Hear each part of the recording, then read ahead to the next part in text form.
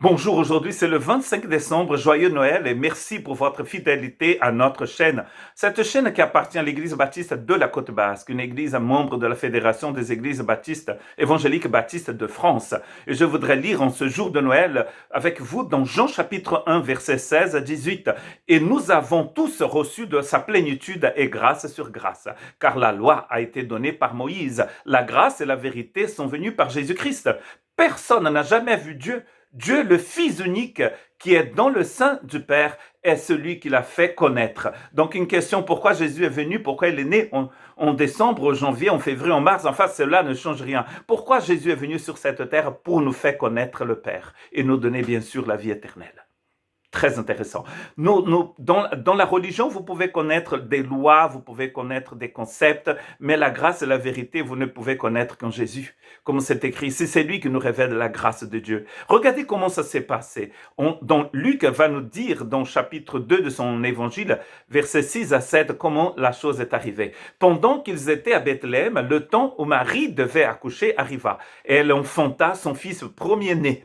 Elle l'émaillota et le coucha dans une crèche parce qu'il n'y avait pas de place pour eux dans l'hôtellerie. Très intéressant. Quand le Fils éternel de Dieu vient naître sur cette planète, il n'y a pas de place ni pour ses parents, ni pour lui dans un hôtel. Et il va naître entouré d'animaux, des bêtes, dans les champs de Bethléem. N'est-ce pas incroyable? Cela nous montre clairement que Dieu est un Dieu de grâce.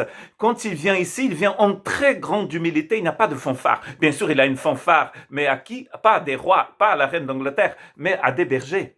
Ce sont des bergers qui ont entendu parler de la naissance de Jésus, les premiers. C'est qui ce Fils éternel? Colossiens chapitre 1, 15, 18 nous raconte, nous dit qui est ce bébé qui est né à Bethléem? Le Fils est l'image du Dieu invisible, le premier-né de toute la création. Car en lui ont été créées toutes les choses qui sont dans les cieux et sur la terre. Les choses visibles, les choses invisibles, les trônes, les dignités, les dominations, les autorités. Tout a été créé par lui et pour lui. Il est avant toute chose et toute chose subsiste en lui. Il est la tête du corps de l'Église. Il est le commencement, le premier-né d'entre les morts, afin d'être en tout le premier. Et c'est pas fini, parce qu'il continue dans Colossiens 1, 19 et 20, car Dieu a voulu faire habiter toute la plénitude en lui. Il a voulu par lui tout réconcilier avec lui-même, tant ce qui est sur la terre que ce qui est dans les cieux, en faisant la paix par lui, par le sang de sa croix, n'est-ce pas? Quand vous regardez Jésus dans un mangeoire à Bethléem, vous êtes obligé de regarder le calvaire. Celui qui est né à Bethléem est venu pour mourir sur la croix, pour nous racheter, pour nous approcher de Dieu, pour révéler le Père à nous tous, pour nous donner la vie éternelle.